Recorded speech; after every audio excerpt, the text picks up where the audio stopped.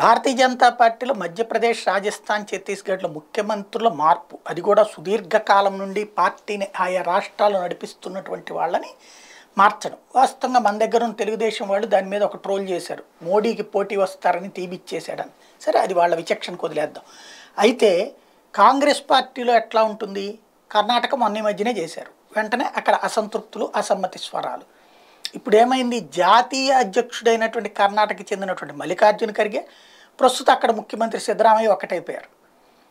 Last elections అప్పటి నుంచి serious effort పెట్టి తను కేసుల్లో ఇరుక్కుని గిలగిల్లాడుతూ కూడా పార్టీని గడుపుకుంటూ వచ్చినటువంటి డీకే శివకుమార్ని దెబ్బ కొట్టే ఎత్తులు ప్రారంభించారు. అందులో భాగంగా డీకే శివకుమార్ కి సంబంధించి ఏకంగా రాజ్యసభలోనే ప్రస్తావించుకొచ్చారు. ఏది అగ్రవర్ణాల వాళ్ళంతా ఒక్కటే అంటూ ఖర్గే వ్యాఖ్యానించడం, డీకేను కూడా బీజేపీ ఘాటన కట్టడం అన్నటువంటిది. కర్ణాటకలో డీకే శివకుమార్ అక్కడ బీసీ కుల వర్గీకరణ చేయడాన్ని వ్యతిరేకించారు అంటూ వచ్చినటువంటి చర్చకి మల్లికార్జున ఖర్గే కూడా డీకే శివకుమార్కి వ్యతిరేకంగా రాజ్యసభలోనే స్టేట్మెంట్ ఇచ్చారు. తద్వారా కాంగ్రెస్ గుంపు రాజకీయం అన్నటువంటిది ఎప్పటికీ మారదన్నది మరొకసారి ప్రస్ఫుటమైంది.